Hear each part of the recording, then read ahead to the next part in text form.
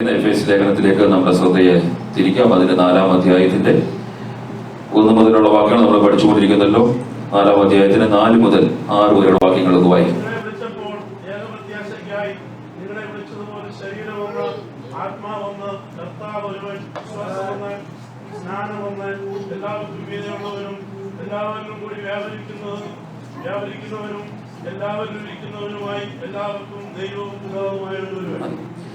കഴിഞ്ഞ ആഴ്ചയിൽ നമ്മൾ ദൈവവചനം പഠിക്കുവാൻ ദൈവം നമ്മൾ സഹായിച്ചല്ലോ. ശരീരം ഒന്ന്, ആത്മാവ് ഒന്ന്, ഏക പ്രത്യാശയ്ക്കായി നമ്മളെ വിളിച്ച കർത്താവ്. ഈ രാത്രിയിൽ നമ്മൾ പഠിക്കുവാൻ ആഗ്രഹിക്കുന്നത് കർത്താവ് ഒരുവൻ, വിശ്വാസം ഒന്ന്, സ്നാനം ഒന്ന്, എല്ലാവർക്കും മീതെയായ പിതാവ് ഒരുവൻ മാത്രം. എഫേസ്യ ലേഖനം തുടർമാനമായി നമ്മൾ പഠിച്ചുകൊണ്ടിരിക്കുമ്പോൾ കർത്താവിന്റെ വലിയ സാന്നിധ്യം കൃപയും മാത്രമല്ല, കർത്തൃദാസൻ ഓർമ്മിപ്പിച്ചതുപോലെ കർത്താവിന്റെ വരവിൽ വളരെ വിശുദ്ധിയോടുകൂടി എടുക്കപ്പെടുവാൻ നമ്മുടെ ഹൃദയങ്ങളെ ദൈവത്തിലേക്ക് സമർപ്പിക്കുവാൻ കഴിയട്ടെ. കർത്താവ് ഒരുവൻ. ഇവിടെ ഓരോ അപ്പോസ്തലൻ എഫെസ്യ ദൈവസഭയ്ക്കായി നമുക്ക് രേഖപ്പെടുത്തി തരികയാണ്, കർത്താവ് ഒരുവൻ മാത്രമേ ഉള്ളൂ. ആ വാക്കിന് ഇപ്രകാരമാണ് അർത്ഥം കൊടുത്തിരിക്കുന്നത്: യജമാനൻ. കർത്താവ് എന്ന വാക്കിന് യജമാനൻ, നമുക്ക് യജമാനൻ യേശു കർത്താവ് മാത്രമേ ഉള്ളൂ. എഫേസ്യ ലേഖനത്തിൽ തന്നെ അതിന്റെ 1-ാം അധ്യായത്തിന്റെ 18 മുതൽ താഴോട്ടുള്ള വാക്യങ്ങൾ വായിച്ചു വരുമ്പോൾ ഈ കർത്താവിനെ കുറിച്ചുള്ള വ്യാഖ്യാനം പൗലോസ് അപ്പോസ്തലൻ, ആ കർത്താവിന്റെ സ്ഥാനം എവിടെയാണെന്ന് പൗലോസ് അപ്പോസ്തലൻ രേഖപ്പെടുത്തി കൊടുത്തിരിക്കുന്നു.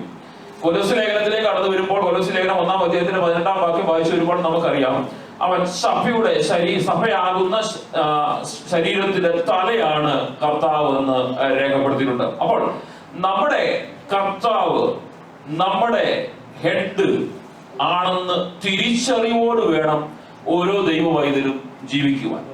നമ്മളെ നയിക്കുന്നതും നമ്മളെ വഴി നടത്തുന്നതും നമ്മുടെ ചിന്തകളും ഒക്കെ നമ്മളെ ഭരിക്കുന്നത് ആരാണെന്നുള്ള ബോധ്യത്തോടു കൂടി വേണം ഓരോ ദൈവ പൈതലിന്റെയും ദിനംതോറുമുള്ള യാത്ര മുന്നോട്ട് പോകുവാൻ. അതുകൊണ്ടാണല്ലോ ഈ കർത്താവിനെ കൂടാതെ, ഈ കർത്താവിന്റെ സന്നിധിയിലേക്ക് യേശു കർത്താവിന്റെ അടുത്തേക്ക് വരാത്ത ആർക്കും പിതാവിന്റെ സന്നിധിയിലേക്ക് എത്തപ്പെടുവാൻ കഴിയില്ല. സ്വർഗത്തിലേക്ക് എത്തപ്പെടുവാൻ വേണ്ടി യേശു കർത്താവ് എന്ന മാർഗത്തിലൂടെ അല്ലാതെ ചെന്ന് ചേരുവാൻ കഴിയില്ല. അതുകൊണ്ടാണല്ലോ യേശു കർത്താവ് തന്നെ യോഹന്നാന്റെ സുവിശേഷം 14-ാം അധ്യായത്തിന്റെ 6-ാം വാക്യത്തിൽ പറഞ്ഞത്, ഞാൻ തന്നെ വഴിയും സത്യനും ജീവനും ആകുന്നു, ഞാൻ മുഖാന്തരമല്ലാതെ ആരും പിതാവിന്റെ അടുക്കൽ എത്തുകയില്ല. ഈ കാലഘട്ടത്തിൽ ദൈവവചനത്തെ കോട്ടിക്കളഞ്ഞ് ദുരുപദേശങ്ങളൊക്കെ പറഞ്ഞ് എങ്ങനെയെങ്കിലും കുറുക്കു വഴിയിലൂടെ എത്തിപ്പെടാമെന്ന് വിചാരിച്ചാൽ നടക്കത്തില്ല. ഞാൻ തന്നെ കർത്താവിനെ കൂടാതെ പിതാവിന്റെ സന്നിധിയിലേക്ക് എത്തപ്പെടുവാൻ കഴിയില്ല. അതുകൊണ്ടാണ് പൗലോസ് പറയുന്നത്, കർത്താവ് ഒരുവൻ മാത്രമേ ഉള്ളൂ. ആ യേശു ക്രിസ്തുവിലൂടെ അല്ലാതെ ദൈവസഭയ്ക്ക്, ദൈവ മക്കൾക്ക് രക്ഷ നേടുവാൻ കഴിയില്ല. പ്രവർത്തന പുസ്തകം 4-ാം അധ്യായം 12-ാം വാക്യം നമുക്ക് എല്ലാവർക്കും കാണാപ്പാഠം അറിയാവുന്ന വാക്യമാണ്. മറ്റൊരുത്തിനും രക്ഷയില്ല, നാം രക്ഷിക്കപ്പെടുവാൻ ആകാശത്തിന് കീഴിൽ മനുഷ്യരിടയിൽ നൽകപ്പെട്ട വേറൊരു നാമവും ഇല്ല. അതുകൊണ്ട് നിങ്ങൾ പ്രിയ സഹോദരങ്ങളെ, ഞാനും നിങ്ങളും രക്ഷിക്കപ്പെട്ടത് യേശു കർത്താവിന്റെ നാമം മുഖാന്തരമാണ്. ഇതിനപ്പുറത്തേക്ക് വേറൊരു നാമവും ഇല്ല. ഈ ലോകത്തിൽ ഒരു മനുഷ്യനെ രക്ഷിക്കുവാൻ കഴിയുന്ന ഒരേ ഒരു നാമം യേശു കർത്താവിന്റെ നാമം മാത്രമേ ഉള്ളൂ. മറ്റെല്ലാം രക്ഷ താൽക്കാലികമാകുമ്പോൾ ലോകം പറയുന്ന, സമൂഹം പറയുന്ന, പാരമ്പര്യം പറയുന്ന രക്ഷയൊക്കെ പലപ്പോഴും അതിന്റെ അളവ് ഒരിക്കലും ഒരുവനെ നിശ്ചിതയിലേക്ക് എത്തിക്കാതിരിക്കുമ്പോൾ ഞാനും നിങ്ങളും തിരിച്ചറിഞ്ഞ ഈ മർമ്മം എന്ന് പറയുന്നത്, ലോകത്തെ ജ്ഞാനികളെ ലജ്ജിപ്പിക്കുവാൻ കാരണമായ ദൈവത്തിന്റെ വചനം എന്റെയും നിങ്ങളുടെയും കൊച്ചു തലയിലേക്ക് കടന്നു വരുവാൻ കാരണം അറിയാമോ? നമ്മളിൽ പ്രാപിച്ച പരിശുദ്ധാത്മാവിന്റെ ശക്തിയാണ്. അതുകൊണ്ടാണ് പറയുന്നത്, മറ്റൊരുത്തിനും രക്ഷ നേടുവാൻ കഴിയില്ല. ഈ രക്ഷ നേടണമെങ്കിൽ ആകാശത്തിന് കീഴിൽ മനുഷ്യരുടെ ഇടയിൽ നൽകപ്പെട്ട യേശു കർത്താവിന്റെ നാമം മാത്രമേ ഉള്ളൂ. അതിന് വ്യത്യാസവുമില്ല. റോമാലേഖനത്തിലേക്ക് പൗലോസ് അപ്പോസ്തലൻ കടന്നു വരുമ്പോൾ റോമയിലെ വിശുദ്ധന്മാരോട് പൗലോസ് പറയാണ്, അതിന് യഹൂദനെന്നില്ല, യവനെന്നില്ല, ഒരു വ്യത്യാസമില്ല, കർത്താവ് ഒരുവൻ മാത്രമേ ഉള്ളൂ. അതിന് ജാതിയില്ല, മതമില്ല, അതിന് വർണ്ണമില്ല, അതിന് വിദ്യാഭ്യാസ യോഗ്യതയില്ല, അതിന് സൗന്ദര്യത്തിന്റെ ശ്രേഷ്ഠത ഒന്നുമില്ല. നാം രക്ഷിക്കപ്പെടുവാൻ കഴിയണമെങ്കിൽ ഈ യേശു കർത്താവിന്റെ പാദപീഠത്തിലേക്ക് കടന്നു വന്ന് ആ ദൈവസ്ഥലേക്ക് പൂർണ്ണമായി സമർപ്പിച്ച് യേശു കർത്താവ് രക്ഷകനെന്ന് ഏറ്റവും പറയാത്തോടത്തോളം കാലം ഒരാൾക്കും രക്ഷ നേടുവാനോ ഈ നിത്യതയിലേക്ക് ചെല്ലുവാനോ കഴിയില്ല. അതുകൊണ്ടാണ് മത്തായി സുവിശേഷത്തിലേക്ക് കടന്നു വരുമ്പോൾ ഈ യേശു കർത്താവ് പറഞ്ഞ വാചകങ്ങളോട് പ്രസക്തമാണ്. 7-ാം അധ്യായത്തിൽ കടന്നു വരുമ്പോൾ അതിന് 20-21 വാക്യങ്ങൾ താഴോട്ട് വായിച്ചു വരുമ്പോൾ യേശു കർത്താവ് തന്നെ പറയുകയാണ്, കർത്താവേ കർത്താവേ എന്ന് എന്നോട് പറയുന്നവന് ഏവനുമില്ല, സ്വർഗ്ഗസ്ഥനായ പിതാവിന്റെ ഇഷ്ടം ചെയ്യുന്നവൻ അത്രേ സ്വർഗരാജ്യത്തിൽ കടക്കുന്നത്. ഞാനും കർത്താദാസൻ ഒരല്പസമയം മുമ്പ് ഓർപ്പിച്ചതുപോലെ ഞാനും നിങ്ങളും രക്ഷിക്കപ്പെട്ട് ദൈവസഭയുടെ ഭാഗമായി എന്ന് പറഞ്ഞതുകൊണ്ട് ഒരു അർത്ഥവുമില്ല. സ്വർഗ്ഗസ്ഥനായ പിതാവിന്റെ ഇഷ്ടം നമ്മുടെ ജീവിതയാത്രയിൽ മരണം വരെ ചെയ്യുവാൻ കഴിഞ്ഞെങ്കിൽ മാത്രമേ ആ സ്വർഗരാജ്യത്തിലേക്ക് നമുക്ക് പ്രവേശനം ലഭിക്കുവാൻ കഴിയുള്ളൂ. എന്നെ പ്രിയ സഹോദരങ്ങളെ, ഞാനും നിങ്ങളും ഈ കാലഘട്ടത്തിൽ രക്ഷിക്കപ്പെട്ടു ദൈവസഭയുടെ ഭാഗമായി ദശാംശം അർപ്പിക്കുന്നു, സഭായോഗത്തിന് കടന്നു വരുന്നു, പാട്ടുപാടുന്നു, ആത്മാവിൽ ദൈവത്തെ ആരാധിക്കുന്നു. പക്ഷേ ഈ രാത്രിയിൽ ഞാനും നിങ്ങളും കർത്താവിനോട് ചോദിക്കും, കർത്താവേ അങ്ങയുടെ ഇഷ്ടം എനിക്ക് ചെയ്യുവാൻ കഴിഞ്ഞിട്ടുണ്ടോ? അല്ല, ഈ രാത്രിയിൽ അങ്ങ് കാഹളം ധ്വനിച്ചാൽ അങ്ങയുടെ ഇഷ്ടം പൂർത്തീകരിച്ചുകൊണ്ട് ഞാൻ ഇവിടുന്ന് കയറി പോകുവാൻ കഴിയുമോ? അല്ല, അതിന് കഴിഞ്ഞിട്ടില്ലെങ്കിൽ ഈ രാത്രിയിൽ സമർപ്പിച്ചോണം, കർത്താവേ അങ്ങയുടെ ഇഷ്ടം ചെയ്യുവാൻ ഞാൻ സന്നദ്ധനാണ്. രക്ഷിക്കപ്പെട്ടു എന്ന് പറഞ്ഞിട്ടോ, സഭയുടെ ഭാഗമായെന്ന് പറഞ്ഞിട്ടോ, ശുശ്രൂഷകനായി എന്ന് പറഞ്ഞിട്ടോ, അല്ലെങ്കിൽ ഞാനും നിങ്ങളും മറ്റുള്ളവർ മുന്നിൽ മാനിനാന്ന് പറഞ്ഞിട്ടോ കാര്യമില്ല. ഞാനും നിങ്ങളും ഈ രാത്രി നമ്മൾ ഒന്ന് ശോധന ചെയ്യണം. പിതാവിന്റെ ഇഷ്ടം എനിക്ക് ചെയ്യുവാൻ കഴിയുന്നുണ്ടോ? പിതാവിന്റെ ഇഷ്ടം ചെയ്യുവാൻ കഴിയുന്നില്ലെങ്കിൽ താഴോട്ട് വാക്യം വായിച്ചു വരുമ്പോൾ അത് വളരെ അർത്ഥവത്തായി ഈ കാലഘട്ടത്തിൽ നമ്മളെ അതിമാത്രമായി നമ്മളെ ചിന്തിപ്പിക്കുന്ന ഒരു വാചകം അവിടെ പറയുന്നു, കർത്താവേ കർത്താവേ നിന്റെ നാമത്തിൽ ഞങ്ങൾ പ്രവചിച്ചു, നിന്റെ നാമത്തിൽ ഞങ്ങൾ ഭൂതത്തെ പുറത്താക്കി, നിന്റെ നാമത്തിൽ വളരെ വീര്യപ്രവൃത്തികളൊക്കെ ചെയ്തു എന്ന് പലരും പറയും. ആ നാളിൽ എന്നോട് പറയും, അന്ന് ഞാൻ അവരോട് ഞാൻ ഒരു നാളും നിങ്ങളെ അറിഞ്ഞിട്ടില്ല. അടുത്ത വാക്യം വളരെ പ്രസക്തം, അധർമ്മം പ്രവർത്തിക്കുന്നവരെ എന്നെ വിട്ടു പോകുമെന്ന് തീർത്തു പറയും. സ്നേഹിതരെ, ഈ കാലഘട്ടത്തിൽ നമ്മൾ കണ്ടുകൊണ്ടിരിക്കുന്നത് വേദപുസ്തകത്തിന് അടിസ്ഥാനമില്ലാത്ത വേദപുസ്തകത്തിന്റെ വചനത്തിന് വിരുദ്ധമായിട്ട് യേശു കർത്താവ് പഠിപ്പിച്ചതിനും അപ്പോസ്തലന്മാർ പഠിപ്പിച്ചതിനും വിരുദ്ധമായിട്ട് പല വീര്യപ്രവൃത്തികളും അത്ഭുതങ്ങളും പ്രവചനങ്ങളും കേൾക്കുമ്പോൾ എന്റെ പ്രിയ സ്നേഹിതൻ, ഞാനും നിങ്ങളും അങ്ങോട്ടും പോകരുത്. യേശു കർത്താവ് പറഞ്ഞിരിക്കുകയാണ്, നിങ്ങളൊക്കെ ചെയ്തു എന്നുള്ളത് ശരിയാണ്, പക്ഷെ അവിടെ അധർമ്മം പ്രവർത്തിക്കുന്നവരെ എന്നെ വിട്ടു പോകുവിനെന്ന് തീർത്ത് ആ നാളിൽ പറയുന്ന ഒരു സമയമുണ്ട്. അതുകൊണ്ട് ഞാനും നിങ്ങളും വിശുദ്ധ വേദപുസ്തകത്തിന്റെ ഉപദേശത്തിനനുസരിച്ച് എന്നെ നിങ്ങളുടെ ലക്ഷ്യം, ഏക ലക്ഷ്യം എന്ന് പറയുന്നത് ആ സ്വർഗരാജ്യത്തിന്റെ അവകാശികളായി തീരുവാൻ വേണ്ടിയാണ്. നമ്മുടെ ഓട്ടം എന്നുള്ള കാര്യം മറന്നു പോകാതെ നമുക്ക് ഓടുവാൻ കഴിയണം. ഞാൻ ആ ഭാഗം കൊണ്ട് മുന്നോട്ട് വേഗം കടന്നു പോവുകയാണ്. മാത്രമല്ല, ഇനി ഒന്ന് പറഞ്ഞു, ഈ നമ്മുടെ കർത്താവ് ഒരുവൻ മാത്രമാണ്. 2, നമ്മുടെ വിശ്വാസം ഒന്ന് ആണ്. വിശ്വാസം ഒന്നാണ്. അനവധി വിശ്വാസങ്ങളുള്ള സമൂഹത്തിലാണ് ഞാനും നിങ്ങളും ജീവിക്കുന്നത്. പക്ഷെ ഇവിടെ പൗലോസ് അപ്പോസ്തലൻ ദൈവസഭയെ ഓർപ്പിക്കുകയാണ്, 2 വിശ്വാസമില്ല, ഒരൊറ്റ വിശ്വാസം മാത്രമേ ഉള്ളൂ. ആ വിശ്വാസം എന്ന് പറയുന്നത് ദൈവ സന്നിധിയിലേക്ക് നമ്മളെ നയിച്ച യേശു ക്രിസ്തുവിനുള്ള വിശ്വാസമാണ്. നമുക്ക് പല വിശ്വാസമൊന്നുമില്ല. നമ്മളെ യേശു ക്രിസ്തുവിലേക്ക് നയിച്ച ഒരു വിശ്വാസമുണ്ട്. ആ വിശ്വാസത്തിലാണ് ദിനംതോറും നമ്മുടെ ജീവിതം ജീവിക്കേണ്ടത്. അതിൽ വ്യതിചലിക്കുവാൻ അനുവദിക്കരുത്. കാരണം ഒരിക്കൽ ഞാൻ പ്രാപിച്ച വിശ്വാസത്തിനകത്തുനിന്ന് വ്യതിചലിച്ചു പോയാൽ എന്റെ പ്രിയ സ്നേഹിതരെ, നമ്മുടെ നിശ്ചിത നഷ്ടപ്പെട്ടു പോകുവാൻ ഇടവരും. പക്ഷെ നമ്മൾ പ്രാപിച്ച ഒരു വിശ്വാസമുണ്ട്, നമ്മുടെ പിതാക്കന്മാർ കാണിച്ചു തന്ന ഒരു മാതൃകയുള്ള വിശ്വാസ ജീവിതമുണ്ട്. ആ വിശ്വാസ ജീവിതത്തിന് വേദപുസ്തകത്തിന്റെ അടിസ്ഥാനത്തിൽ ഞാനും നിങ്ങളും ജീവിച്ചെടുത്തെങ്കിൽ മാത്രമേ നമ്മുടെ ജീവിതം ക്രിസ്തീയ വിശ്വാസത്തിന് അനുകൂലമായിട്ട്, അല്ലെങ്കിൽ അതുപ്രകാരം വേദപുസ്തക അടിസ്ഥാനത്തിൽ ജീവിച്ചെങ്കിൽ മാത്രമേ നമ്മൾ ചെല്ലേണ്ട സ്ഥാനത്തേക്ക് എത്തിച്ചേരുവാൻ കഴിയുള്ളൂ. ആ വിശ്വാസത്തിന് വ്യതിചലിച്ചു കഴിഞ്ഞാൽ എനിക്കും നിങ്ങൾക്കും മുന്നോട്ട് നമ്മുടെ ചൈത്രയാത്ര മുന്നോട്ട് കൊണ്ടുപോകാൻ കഴിയില്ല. അതുകൊണ്ട് പൗലോസ് പറയാണ്, വിശ്വാസം ഉണ്ട്. വിശ്വാസം ആത്മാവിന്റെ രക്ഷയാകുന്ന യേശു ക്രിസ്തുവിനുള്ള വിശ്വാസം. വേറെ ഒന്നുമല്ല നമ്മുടെ വിശ്വാസം. രോഗം സൗഖ്യമായിരുന്നോ, അല്ലെങ്കിൽ നമ്മുടെ പ്രാർത്ഥന കേട്ടെന്നോ അതൊന്നുമല്ല. നമ്മുടെ വിശ്വാസത്തിന്റെ ഭാഗം മാത്രമാണ്. പക്ഷെ നമ്മുടെ വിശ്വാസം ആത്മാവിന്റെ രക്ഷ യേശു ക്രിസ്തുവിലൂടെ എനിക്ക് ലഭ്യമാക്കുവാൻ കഴിഞ്ഞു. ആ വിശ്വാസം ദൈവത്തിലൂടെ നമുക്ക് പ്രാപിച്ചെടുക്കുവാൻ കഴിഞ്ഞെങ്കിൽ മാത്രമേ നമ്മുടെ വിശ്വാസ ജീവിതം മുന്നോട്ട് കൊണ്ടുപോകാൻ കഴിയുള്ളൂ. ഗലാത്യലേഖനം വായിച്ചു വരുമ്പോൾ ഈ വിശ്വാസം എന്താണ് അവിടെ പറയുന്നത്? ഗലാത്യലേഖനം 1-ാം അധ്യായത്തിന്റെ 23-ാം വാക്യം വായിച്ചു വരുമ്പോൾ ഈ പൗലോസ് അപ്പോസ്തലനെ കുറിച്ചും മറ്റു മുമ്പേ നമ്മെ ഉപദ്രവിച്ചവർ തന്നെ നമ്മളെ മുടിച്ച വിശ്വാസം ഇപ്പോൾ പ്രസംഗിക്കുന്നു. പൗലോസ് ഇപ്പോൾ പ്രസംഗിച്ചു നടക്കുകയാണ്. കാരണം എന്നറിയാമോ? താൻ പണ്ട് നശിപ്പിക്കുവാൻ വേണ്ടി ഓടി നടന്ന വിശ്വാസത്തിന് വേണ്ടി താൻ ഇപ്പോൾ ക്രിസ്തുവിന്റെ ആത്മരക്ഷയാകുന്ന വിശ്വാസത്തെ സ്വീകരിച്ചു കഴിഞ്ഞപ്പോൾ അതിനുവേണ്ടി ഓടുവാൻ അധ്വാനിക്കുവാൻ തയ്യാറായി. അതുകൊണ്ട് യൂദായുടെ ലേഖനം വായിച്ചു വരുമ്പോൾ അവിടെ പറയാണ് 1-ാം അധ്യായം 3-ാം വാക്യം വായിച്ചു വരുമ്പോൾ, പ്രിയരെ, നമുക്ക് പൊതുവിലുള്ള രക്ഷയെക്കുറിച്ച് നമുക്ക് എഴുതുവാൻ സകല പ്രയത്നം ചെയ്യാൻ വിശുദ്ധന്മാർക്ക് ഒരിക്കലായി ഫലമേൽപ്പിച്ചിരിക്കുന്ന വിശ്വാസത്തിന് വേണ്ടി പോരാടണമെന്ന് പ്രബോധിപ്പിക്കുന്നു. അപ്പൊ ഞാനും നിങ്ങളും വിശ്വാസത്തിന് വേണ്ടി ഒരിക്കൽ നമ്മളെ ഫലമേൽപ്പിച്ചിരിക്കുന്ന വിശ്വാസത്തിന് വേണ്ടി നമ്മുടെ ജീവിതത്തിന്റെ അവസാന നിമിഷം വരെ പോരാടി ജീവിക്കുവാൻ കഴിയണം. അല്ല എങ്കിൽ ഞാനും നിങ്ങളും പകുതിക്ക് വെച്ച് അതിട്ടിട്ട് പോയാൽ നമ്മുടെ ജീവിതയാത്രയിൽ വേദന വരുമ്പോൾ, നിരാശ വരുമ്പോൾ, ജീവിതയാത്രയിൽ ഞാനും പ്രാർത്ഥിക്കുന്ന വിഷയത്തിനകത്ത് മറുപടി ലഭിക്കാതിരിക്കുമ്പോൾ നമ്മളെ ഫലമേൽപ്പിച്ചിരിക്കുന്ന വിശ്വാസം എന്ന് പറഞ്ഞാൽ യേശു ക്രിസ്തു ആകുന്ന ആ വിശ്വാസത്തിൽ മാത്രമേ എനിക്ക് ആത്മരക്ഷ പ്രാപിക്കാൻ കഴിയുള്ളൂ. ആ ആത്മരക്ഷയ്ക്ക് വേണ്ടി, ആ വിശ്വാസം എന്നെ ഏൽപ്പിച്ചിരിക്കുന്ന സുവിശേഷത്തിന് വേണ്ടി ഞാൻ അവസാന നിമിഷം വരെ, അവസാന സാക്ഷ്യം വരെയും ഓടുവാൻ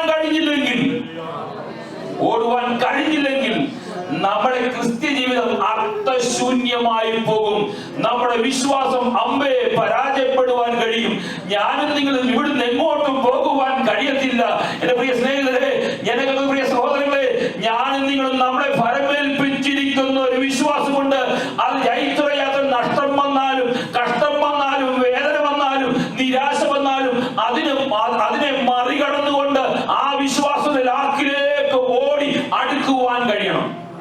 കാരണം ദൈവവൈദ്യന്റെ ജീവിതയാത്രയിലുള്ള ലക്ഷ്യം എന്ന് പറഞ്ഞാൽ നമ്മളൊരു ഓട്ടക്കളത്തിൽ ഓടുമ്പോൾ നമുക്ക് മുന്നോട്ട് ഓടുവാൻ കഴിയണം. നാളെ എന്റെ ഫിനിഷിംഗ് പോയിന്റിൽ എത്തുമോ എന്ന് എനിക്ക് പറയാൻ കഴിയത്തില്ല. നാളെ രാവിലെ നേരം വെളുക്കുമ്പോൾ എന്റെ ഫിനിഷിംഗ് പോയിന്റ് എത്താൻ ഞാൻ ഇവിടുന്ന് മൺമറഞ്ഞു പോകും. അല്ല, നാളെ നമ്മുടെ ഓട്ടം കൂടെ അവസാനിക്കുവാണെങ്കിൽ കാഹളത്തിന്റെ ശബ്ദം കേൾക്കുവാൻ കഴിയും. ആ കാഹളത്തിന്റെ ശബ്ദം കേൾക്കുമ്പോൾ ഞാനും നിങ്ങളും ആ വിശ്വാസത്തിന്റെ പോരാട്ടം ഓടിയിട്ട് ആ ഓട്ടക്കളത്തിന്റെ അവസാന എണ്ണിൽ ചെന്ന് നിൽക്കുവാൻ കഴിയണം. അതിനുവേണ്ടിയാണ് ഞാനും നിങ്ങളും ഈ ക്രിസ്ത്യ ജീവിതത്തിലേക്ക് ഈ രക്ഷകനായ യേശു കർത്താവിനെ തിരിച്ചറിഞ്ഞത്. മാത്രമല്ല, അവിടെ പറയാണ് വിശ്വാസമുണ്ടെങ്കിൽ ഒരു ദൈവമുണ്ട്. അവൻ സകലത്തെയും സൃഷ്ടിച്ചവനായ ദൈവമാണ്. പൗലോസിന്റെ ലേഖനങ്ങളൊക്കെ വായിച്ചു വരുമ്പോൾ പൗലോസ് പറയുന്ന കാര്യമുണ്ട്. വിശ്വാസമുണ്ടെങ്കിൽ ദൈവമുണ്ട്. ദൈവമില്ലെന്ന് പറയുന്നവനെ അവന്റെ സ്വന്തം ശരീരം തന്നെ നോക്കിക്കഴിഞ്ഞാൽ അവന് പറയാൻ കഴിയും ദൈവമുണ്ടെന്ന് പറയുന്നവന് രണ്ടാമത് പറയാൻ കഴിയും ഒരു രക്ഷകനുണ്ട്. അത് നസ്രയനായ യേശു കർത്താവ് മാത്രമാണ്. ലോകത്തിൽ മറ്റൊരുത്തിലൂടെയും ഒരു വ്യക്തിക്കും രക്ഷ നേടുവാൻ കഴിയില്ല. ഒരു ദൈവമുണ്ട്. ഈ ലോകത്തിനെ സൃഷ്ടിച്ച ഒരു ദൈവമുണ്ടെങ്കിൽ ആ ദൈവം തന്നെ ഒരു രക്ഷകനെ ഈ ഭൂമിയിലേക്ക് അയച്ചിട്ടുണ്ട്. അത് മനുഷ്യന്റെ പാപത്തിന്റെ പരിഹാരത്തിന് വേണ്ടി, സകല മനുഷ്യരുടെയും പാപത്തിന്റെ പരിഹാരത്തിന് വേണ്ടി കാൽവരി ക്രൂശിൽ യാഗമായി തീർന്ന് 3-ാം നാൾ ഉയർത്തെഴുന്നേറ്റിട്ട് ഈ മനുഷ്യന് വേണ്ടി നിത്യത ഒരുക്കുവാൻ പോയിരിക്കുന്ന യേശു കർത്താവാണെന്ന തിരിച്ചറിവ് ഞാനും നിങ്ങളും പ്രാപിച്ചെടുക്കണം. ഈ യേശു കർത്താവാണ് സകല മനുഷ്യരുടെയും പാപത്തിന്റെ പരിഹാരനായി തീരുന്നത്. ഈ യേശു കർത്താവിനെ കൂടാതെ സ്വർഗത്തിൽ പ്രവേശിക്കുവാൻ ഒരു കുറുക്കു വഴി കണ്ടെത്തുവാൻ കഴിയത്തില്ല. ഇതിന് ഞാനും നിങ്ങളും പണം ചെലവാക്കേണ്ട കാര്യമില്ല. ഞാനും നിങ്ങളും ഇതിനു വേണ്ടി ഒത്തിരി ഓടേണ്ട കാര്യമില്ല. ഞാനും നിങ്ങളും ഇരിക്കുന്ന സ്ഥലത്തിരുന്നുകൊണ്ട് എന്റെ പാപത്തിന്റെ പരിഹാരത്തിന് വേണ്ടിയാണ് യേശു കർത്താവ് എന്ന് തിരിച്ചറിവ് നേടുവാൻ കഴിഞ്ഞെങ്കിൽ ഈ രക്ഷകനെ കണ്ടെത്തുവാൻ കഴിയും. മാത്രമല്ല, ഈ രക്ഷകനെ കണ്ടെത്തുന്നവന് പരിശുദ്ധാത്മാവിന്റെ ശക്തിയുണ്ട്. കാരണം പാപത്തിൽ നിന്ന് വിടുതൽ പ്രാപിച്ചു കഴിയുമ്പോൾ ദൈവാത്മാവിന്റെ ശക്തി എനിക്ക് നിങ്ങൾക്കും അനുഭവിച്ചറിയാൻ കഴിയും. ഞാൻ കഴിഞ്ഞ ആഴ്ചകളിൽ ഓർപ്പിച്ചതുപോലെ പരിശുദ്ധാത്മാവിന്റെ ശക്തി എന്ന് പറയുമ്പോൾ എന്നെ നിങ്ങൾ ദിനംതോറും വഴി നടത്തുന്ന ദൈവാത്മാവിന്റെ ശക്തിയാണ്. പാപത്തിലേക്ക് പോകുമ്പോൾ അതിൽ നിന്ന് വ്യതിചലിപ്പിച്ചു വിടുന്ന ദൈവത്തിന്റെ ശക്തി, മറ്റുള്ളവരെ കുറിച്ച് കുറ്റം പറയുമ്പോൾ അതിൽ നിന്ന് വ്യതിചലിപ്പിച്ചു വിടുന്ന പരിശുദ്ധാത്മാവിന്റെ പരിശുദ്ധാത്മാവിന്റെ ശക്തി. നമ്മൾ പറയുന്ന പാട്ടിന്റെ അവസാനം പറയുന്നത് മാത്രമല്ല, പരിശുദ്ധാത്മാവിന്റെ ശക്തി നമ്മളെ ദിനംതോറും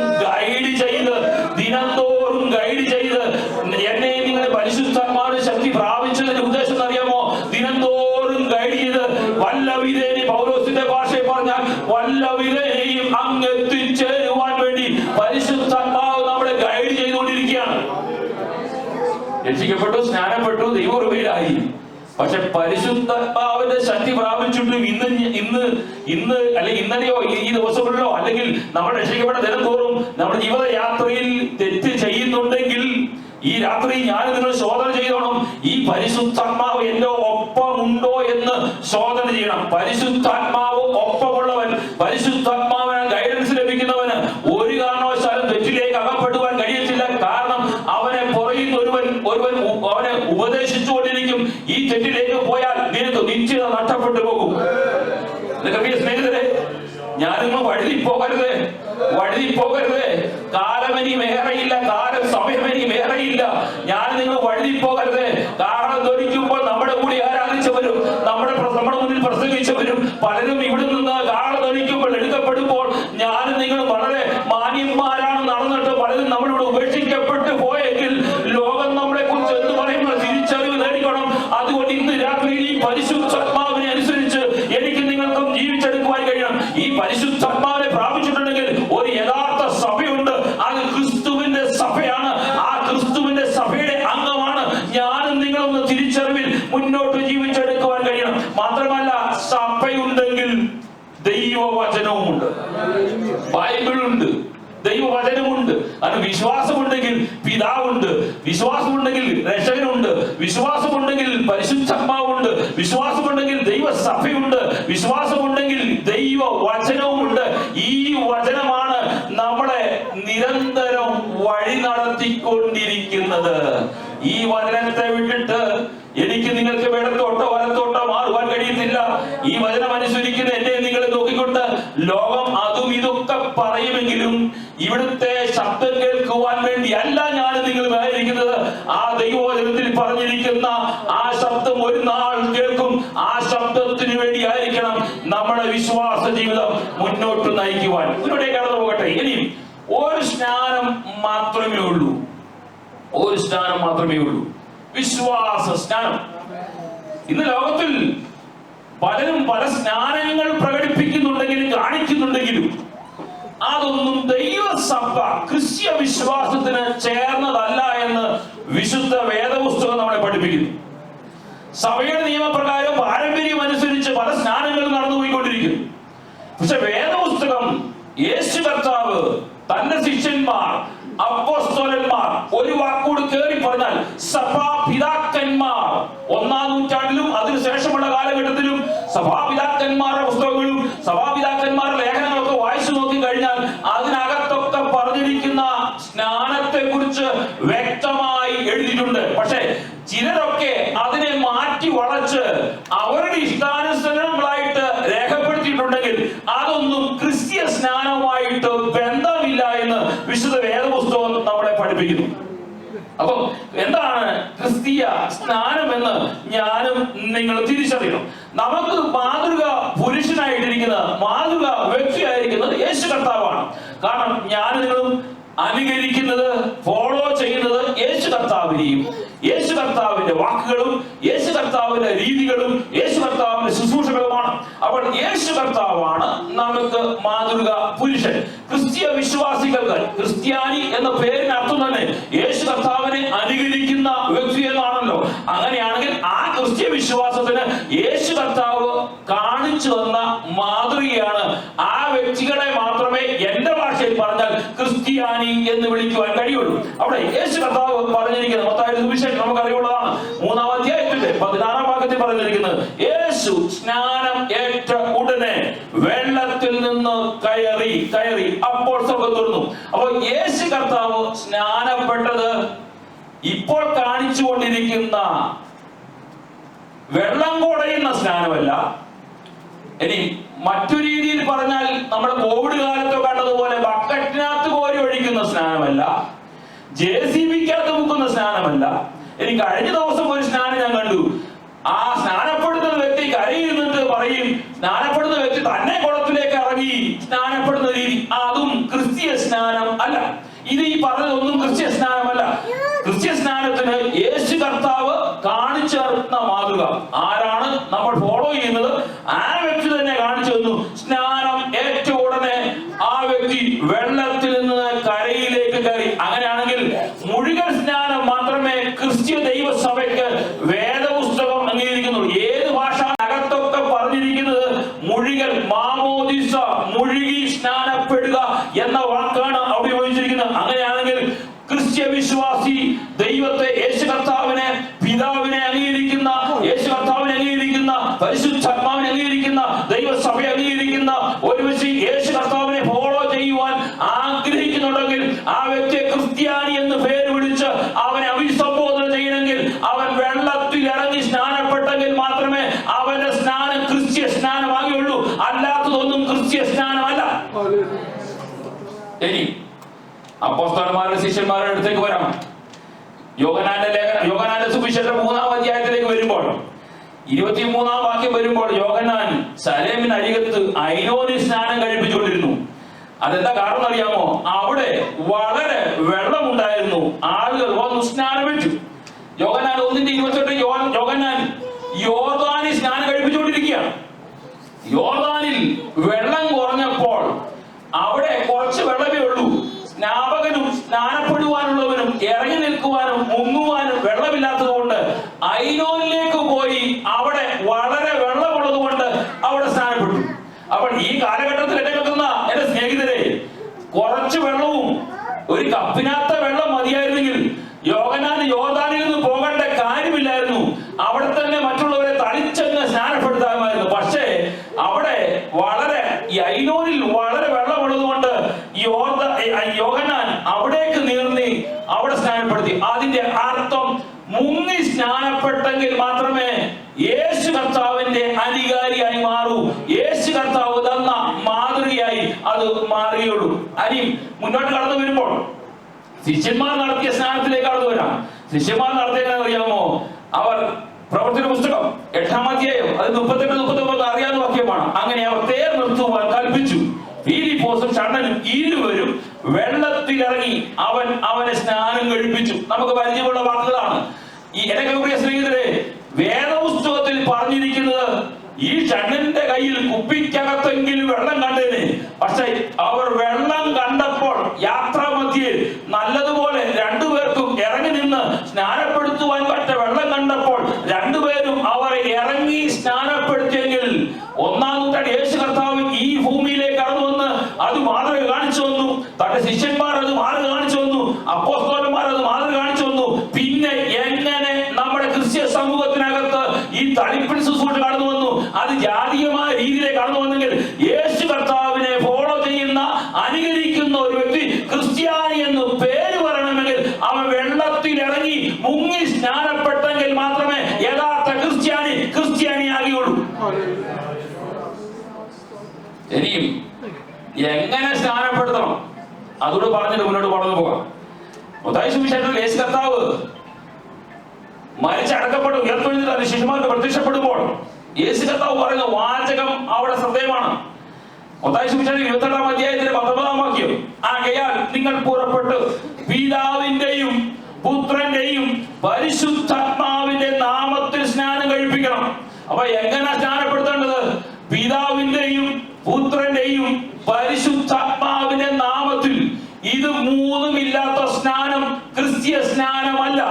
അത് എത്ര കൂടിയ വ്യക്തി സ്നാനപ്പെടുത്തിയാലും, ഏത് സെൻട്രൽ സ്നാനപ്പെടുത്തിയാലും, ഏത് വ്യക്തിത്വം സ്നാനപ്പെടുത്തിയാലും, എത്ര പണമുള്ള വ്യക്തി സ്നാനപ്പെടുത്തിയാലും, പിതാവിന്റെയും പുത്രന്റെയും പരിശുദ്ധാത്മാവിന്റെ നാമത്തിൽ സ്നാനപ്പെടുത്തിയാൽ മാത്രമേ യേശു ക്രിസ്തുവിനുള്ള സ്നാനം ആയി തീരുകയുള്ളൂ. അല്ല, ഇതിൽ മൂന്നിൽ ഏതെങ്കിലും ഒന്ന് വിട്ടുപോയാൽ അവനെ വീണ്ടും മുക്കണമെന്നാണ് വേദപുസ്തകം നമ്മളെ പഠിപ്പിക്കുന്നത്. ഇന്ന് പലരും പിതാവിന്റെ നാമത്തിലും പുത്രന്റെ നാമത്തിലും പരിശുദ്ധാത്മ നാമത്തിലും ഇതിൽ മൂന്നുമില്ലാതെയൊക്കെ സ്നാനപ്പെടുന്നുണ്ട്. പക്ഷെ അതൊന്നും വേദപുസ്തകത്തിന്റെ അടിസ്ഥാനത്തിലോ വേദപുസ്തകത്തിൽ അപ്പോസ്തലന്മാരോ യേശു കർത്താവോ പഠിപ്പിച്ച പഠിപ്പിക്കലിനോ അനുസരിച്ച് അല്ല എന്ന് ഞാനും നിങ്ങൾ തിരിച്ചറിയണം. മാത്രമല്ല, ഇനി എന്തിനു വേണ്ടി സ്നാനപ്പെടുന്നത് നമുക്കെല്ലാം പരിചയമുള്ളതാണ്. ഞാനും നിങ്ങളും ഒക്കെ സ്നാനപ്പെട്ട് ദൈവത്തെ ആരാധിക്കുന്നവരാണല്ലോ. റോമലേഖനം 6-ാം അധ്യായത്തിന്റെ 3-ാം വാക്യം വായിച്ചു വരുമ്പോൾ യേശു ക്രിസ്തുവിനോട് ചേരുവാൻ സ്നാനമേറ്റു. അപ്പോൾ മുമ്പേ പറഞ്ഞതെല്ലാം ഇവിടെ കൊണ്ട് തീരുകയാണ്. നാം എന്തിനു വേണ്ടി സ്നാനപ്പെടണം? യേശു ക്രിസ്തുവിനോട് ചേരുവാൻ. പിതാവിന്റെയും പുത്രന്റെയും പരിശുദ്ധാത്മാവിന്റെ നാമത്തിൽ സ്നാനപ്പെടണം. എങ്കിൽ മാത്രമേ യേശു ക്രിസ്തുവിനോട് ചേരുവാൻ കഴിയുള്ളൂ. അല്ല ഇതിൽ മൂന്നിൽ ഏതെങ്കിലും ഒന്ന് ഒഴിവാക്കിയിട്ട് സ്നാനപ്പെടുത്തിയാൽ അല്ല സ്നാനപ്പെട്ടാൽ യേശു ക്രിസ്തുവിനോട് ചേരുവാൻ എനിക്കും നിങ്ങൾക്കും കഴിയില്ല. അതിന് യഹൂദനോ യവനനോ ദാസനോ സ്വതന്ത്രനോ എന്ന് ഒന്നും വ്യത്യസ്തമില്ല. കാരണം ഏക ശരീരത്തോട് ഞാനും നിങ്ങളും ഏകീഭവിക്കണമെങ്കിൽ ഇങ്ങനെ സ്നാനപ്പെട്ടേ മതിയായുള്ളൂ. ക്രിസ്തുവിനോട് ചേരുവാൻ നാം സ്നാനപ്പെട്ടവരാണല്ലോ. ഇനി ഒറ്റനോട് ഒരു കാര്യം പറഞ്ഞാലിരിക്കുക. ഇനി എല്ലാവർക്കും അവസാനം പറഞ്ഞിരിക്കുന്നു, എല്ലാവർക്കും പിതാവായവൻ ദൈവം മാത്രമേ ഉള്ളൂ. പിതാവ് ദൈവം മാത്രമേ ഉള്ളൂ. കാരണം നമ്മുടെ ഏക വിശ്വാസം എന്ന് പറഞ്ഞത് നമ്മുടെ പിതാവ് സ്വർഗത്തിൽ ഉണ്ട് എന്നുള്ളതാണ്. പിതാവിന്റെ സ്ഥാനം അവൻ ഏക ദൈവം ആണെന്നുള്ളതാണ്. ഏക ദൈവം ആണെന്നുള്ളതാണ്. അതുകൊണ്ടാണല്ലോ ആവർത്തന പുസ്തകം 6-ാം അധ്യായത്തിന്റെ 4-ാം വാക്യത്തിലേക്ക് ഇസ്രായേലിലേക്ക് നമ്മുടെ ദൈവമായ യഹോവ ഏക കർത്താവാണ്. അപ്പൊ ദൈവം നമുക്ക് ഏക പിതാവായിട്ട് നമുക്ക് ഉണ്ട്. ഈ വ്യക്തി ഏക ദൈവത്തിന് ഒരു പ്രത്യേകതയുണ്ട്. അവൻ നമ്മളെ സ്നേഹിക്കുന്ന ദൈവമാണ്, നമ്മളെ പരിപാലിക്കുന്ന ദൈവമാണ്, അവൻ നമ്മളെ സംരക്ഷിക്കുന്ന ദൈവമാണ്, അവൻ നമുക്ക് വേണ്ടി കരുതുന്ന ദൈവമാണ്, അവൻ നമ്മുടെ പ്രാർത്ഥന കേൾക്കുന്ന ദൈവമാണ്. മാത്രമല്ല അവൻ നമ്മുടെ സ്നേഹത്തിലൂടെ രക്ഷയിലേക്ക് നയിക്കുന്നതുമാണ്. ഒരു പിതാവിന്റെ സ്നേഹം ക്രിസ്തുയേശുവിലൂടെ നമുക്ക് വെളിപ്പെടുത്തുന്ന ദൈവത്തിന്റെ സ്നേഹം. ഇത് കണ്ടില്ലെന്ന് നടിക്കുവാൻ ഈ ഭൂമിയിൽ ജന്മം എടുത്തു വന്ന ഒരു മനുഷ്യനും കഴിയത്തില്ല. കാരണം ഒരു ദൈവം ലോകത്തിലെ ഒരു മത നേതാവിനെ നോക്കിയാലും ലോകത്തിലെ ഏത് ശക്തിയെ നോക്കിയാലും ഇതുപോലെ മനുഷ്യനെ സ്നേഹിച്ച ഒരു ദൈവത്തെ വേറെ എങ്ങും കാണുവാൻ കഴിയത്തില്ല. കാരണം സ്വന്തം പുത്രനെ ആദരിക്കാതെ മനുഷ്യൻ പാപിയായി തീർന്നപ്പോൾ അവനെ പരിപാലിക്കുവാൻ വേണ്ടി, അവനെ സ്നേഹിക്കുവാൻ വേണ്ടി, അവനെ കരുതുവാൻ വേണ്ടി, അവനെ സ്നേഹത്തിലൂടെ രക്ഷ നൽകി നിത്യത്തിലേക്ക് എത്തിക്കുവാൻ, സ്വർഗത്തിലേക്ക് വാഴുവാൻ അവന് സമയം കൊടുക്കുവാൻ വേണ്ടി ക്രിസ്തുയേശുവിലൂടെ നമ്മെ സ്നേഹിച്ച ആ പിതാവിന്റെ വിലയേറിയ സ്നേഹം, ആ സ്നേഹത്തെ എനിക്ക് നിങ്ങൾക്കും അനുഭവിച്ചറിയുവാൻ കഴിഞ്ഞതിൽ ഞാനും നിങ്ങളും ആത്മാവിൽ ദൈവത്തെ ആരാധിക്കുവാൻ കഴിയണം. കാരണം എനിക്കും നിങ്ങൾക്കും നമ്മുടെ ചെറിയ ബുദ്ധിക്കകത്തേക്ക് ഈ യേശുവിന്റെ സ്നേഹം മനസ്സിലാക്കി എടുക്കുവാൻ കഴിഞ്ഞപ്പോൾ നമ്മുടെ ശ്രേഷ്ഠന്മാരും വിദ്യാഭ്യാസ യോഗ്യതയുള്ളവർക്കും പലർക്കും ഇത് വെളിപ്പെടാതിരുന്നപ്പോൾ എനിക്ക് വെളിപ്പെട്ട് കഴിഞ്ഞപ്പോൾ ആ ദൈവത്തെ ഞാനും നിങ്ങളും ആത്മാർത്ഥമായി സ്നേഹിക്കണം. അതുകൊണ്ടാണല്ലോ 1 യോഹന്നാന്റെ ലേഖനം 3-ാം അധ്യായത്തിന്റെ 1-2 വാക്യം കാണുവീൻ, നാം ദൈവമക്കൾ എന്ന് വിളിക്കപ്പെടുവാൻ പിതാവ് നമുക്ക് എത്ര വലിയ സ്നേഹം നൽകിയിരിക്കുന്നു. ചെറിയ സ്നേഹമല്ല. ഈ നമ്മുടെ ഈ ജഡശരീരം നമ്മുടെ മാതാപിതാക്കൾ തരുന്നത് പോലെ ഒരു ചെറിയ സ്നേഹമല്ല. നമ്മൾ ദൈവമക്കളാകുവാൻ കർത്താവ് വിളിക്കപ്പെടുവാൻ വേണ്ടി പിതാവ് നമുക്ക് എത്രമാത്രം സ്നേഹം നൽകി, കരുതൽ നൽകി. ഞാനും നിങ്ങൾ നഷ്ടപ്പെട്ടു പോകുമ്പോൾ പാപത്തിലാണ്ട് നരകത്തിലേക്ക് യോഗ്യമായി തീർന്നപ്പോൾ അതിനകത്തു നമ്മുടെ കുഴിഞ്ഞ ചേറ്റി നമ്മളെ വിളിച്ച് കരകയറ്റി ക്രിസ്തുവാകുന്ന പാറമേൽ നിർത്തിയിട്ട് അവനെ നിത്യതയിലേക്ക് എത്തിക്കുവാൻ വേണ്ടി പരിശുദ്ധാത്മാവിനെ കാര്യസ്ഥയെ നൽകി തന്ന് ആ നിത്യതയിലേക്ക് എത്തുവാൻ വേണ്ടി ഗൈഡൻസ് നൽകുമ്പോൾ ആ പിതാവിന്റെ സ്നേഹം നമുക്ക് എത്ര വർണ്ണിച്ചാലും മതി വരികയില്ല. മാത്രമല്ല പിതാവിന്റെ ശക്തി അത് എല്ലാറ്റിനും മേലെയാണ്. ദൈവത്തിന്റെ ശക്തി അത് മനുഷ്യന് പറഞ്ഞറിയിക്കുവാൻ കഴിയാത്തതാണ്. അത് മനുഷ്യന് മനസ്സിലാക്കിയെടുക്കുവാൻ കഴിയാത്തതാണ്. കാരണം അത്രമാത്രം പിതാവിന്റെ ശക്തി നമുക്ക് മനസ്സിലാക്കിയെടുക്കണം. അതുകൊണ്ടാണ് ജോൺ മക്കാദർ എന്ന എഴുത്തുകാരൻ ഇപ്രകാരം പറഞ്ഞിരിക്കുന്നത്, ഈ ഏക ദൈവത്തിന്റെ ശക്തി അത് സൃഷ്ടിയിലൂടെ നമുക്ക് മനസ്സിലാക്കിയെടുക്കുവാൻ കഴിയും. ഏകദൈവമാണ് എല്ലാവരുടെയും പിതാവെന്ന നിലയിൽ ആ സ്നേഹത്തിലൂടെ നമുക്ക് മനസ്സിലാക്കിയെടുക്കുവാൻ കഴിയും. ആ ദൈവത്തിന്റെ ശക്തി എല്ലാത്തിനും ഉപരി അതിനെ നിയന്ത്രിക്കുന്ന, ഈ ലോകത്തെ വ്യക്തികളെ നിയന്ത്രിക്കുന്ന ശക്തിയാണെന്ന് എനിക്ക് നിങ്ങൾക്കും മനസ്സിലാക്കി എടുക്കുവാൻ കഴിയും. അതുകൊണ്ടാണല്ലോ മർക്കോസ് വിശേഷം 12-ാം അധ്യായത്തിന്റെ 29-ാം വാക്യം പറയുന്നത്, എല്ലാറ്റിനും മുഖ്യ കൽപ്പനയോ ഇസ്രായേലേ കേൾക്ക, നമ്മുടെ ദൈവമായ കർത്താവ് ഏക കർത്താവ്. അതുകൊണ്ട് 1 തീമോഥെയോസ് ലേഖനം 2-ാം അധ്യായത്തിന്റെ 5-6 വാക്യങ്ങൾ, ദൈവം ഒരുവനല്ലോ ഉള്ളൂ, ദൈവത്തിനും മനുഷ്യർക്കും മധ്യസ്ഥൻ ഒരുവൻ, എല്ലാവർക്കും വേണ്ടി മറുപടിയായി തന്നെ താൻ കൊടുത്ത മനുഷ്യനായ ക്രിസ്തു തന്നെ. അവ പിതാവിന്റെ സ്നേഹം നമ്മുടെ അകത്തേക്ക് ഇറക്കി തന്ന ക്രിസ്തുവിന്റെ സ്നേഹം ലോകത്തിൽ ആർക്കും പറഞ്ഞാൽ മനസ്സിലാകത്തില്ലായിരിക്കും. എന്നെ കേൾക്കുന്ന പ്രിയ സ്നേഹിതർക്ക് ഇത് മനസ്സിലാവും. കാരണം അത്രമാത്രം ഞാനും നിങ്ങളും വേണ്ടാതെ കിടന്ന സ്ഥാനത്ത് ആ കാൽവറിയുടെ രക്തം നമ്മളിലേക്ക് കടന്നു വന്നു, നമ്മളെ വീണ്ടെടുത്തു. എന്തിനു വേണ്ടി? ഞാനും നിങ്ങളും കോടാനുകോടി വർഷങ്ങൾ നിത്യനരകത്തിലേക്ക് അകപ്പെട്ടു പോയി ആ നിത്യനരകത്തിന് യോഗ്യനായി തീരുമെന്ന് കർത്താവ് കണ്ടപ്പോൾ, അമ്മയുടെ ഉദരത്തിൽ ഉരുവാകുന്നതിന് മുമ്പ് എന്നെയും നിങ്ങളെ ക്രിസ്തുവിലൂടെ കണ്ട പിതാവിന്റെ സ്നേഹം, അത് എനിക്ക് നിങ്ങൾക്കും അവഗണിച്ചിട്ട് മുന്നോട്ട് പോകുവാൻ കഴിയത്തില്ല. നമ്മുടെ പരമപ്രധാനമായ ലക്ഷ്യം മുമ്പ് ഓർപ്പിച്ചതുപോലെ ഒറ്റ ലക്ഷ്യം മാത്രമേ നമുക്കുള്ളൂ, വല്ല വിധയും കർത്താവേ അങ്ങയുടെ നിത്യതയിൽ എനിക്ക് എത്തിച്ചേരുവാൻ കഴിയണം. അതിന് എന്റെ ജീവിതയാത്രയിൽ പിതാവിനെ പ്രസാദിപ്പിച്ച് മുന്നോട്ട് പോകുവാൻ കഴിയണം. ഈ ലോകയാത്ര എന്ന് പറയുന്ന പ്രിയ സ്നേഹിതരെ, ഇവിടെ കൊണ്ട് ചില നിമിഷങ്ങൾ കൊണ്ടോ ചില മണിക്കൂറുകൾ കൊണ്ടോ ചില ദിവസങ്ങൾ കൊണ്ടോ തീരുന്നതാ. പക്ഷെ നിത്യത കാലായുഗങ്ങൾക്കപ്പുറത്തുള്ളതാണ്.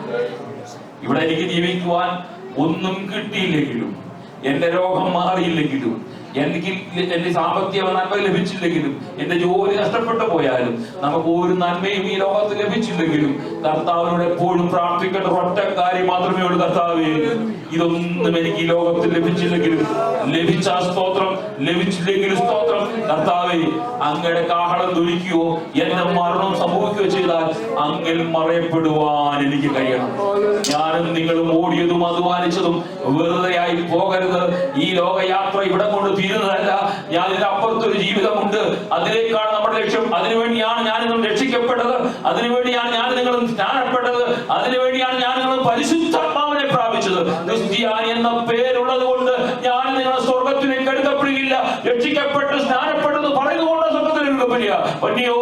ഞാനും നിങ്ങളും ക്രിസ്തുവിൽ ജീവിച്ച് പിതാവിന്റെ ഇഷ്ടം ചെയ്ത് നമ്മുടെ ജീവിതത്തിന്റെ അവസാന നിമിഷം വരെയും കർത്താവിന് വേണ്ടി വിശുദ്ധിയിലും വേർപാടിലും ജീവിച്ചാൽ ഒരു കാര്യം ഉറപ്പാണ്, ഇന്ന് മരണം സംഭവിച്ചാലും ഇന്ന് രാത്രി കാഹളം ധരിച്ചാലും ഞാനും നിങ്ങളും ക്രിസ്തുവിനോട് കൂടെയാണ്. നമ്മുടെ ജീവിതയാത്ര ഒന്ന് ശോധന ചെയ്യണം. പ്രിയ സ്നേഹിതരെ, എനിക്ക് കാലം അധികമില്ല. ഇനി ഞാൻ നിങ്ങൾ ഓടി അധ്വാനിച്ച് ഈ ലോകത്തിൽ ഒത്തിരി നേട്ടങ്ങൾക്ക് ഉയ്യാമെന്നൊന്നും വിചാരിക്കരുത്. നമ്മുടെ ഓട്ടവും അധ്വാനം ക്രിസ്തുവിന് വേണ്ടിയാകണം, ആത്മാക്കൾക്ക് വേണ്ടിയാകണം, ദൈവസഭയുടെ ആത്മീയ പ്രവർത്തനങ്ങൾക്ക് വേണ്ടിയാകണം.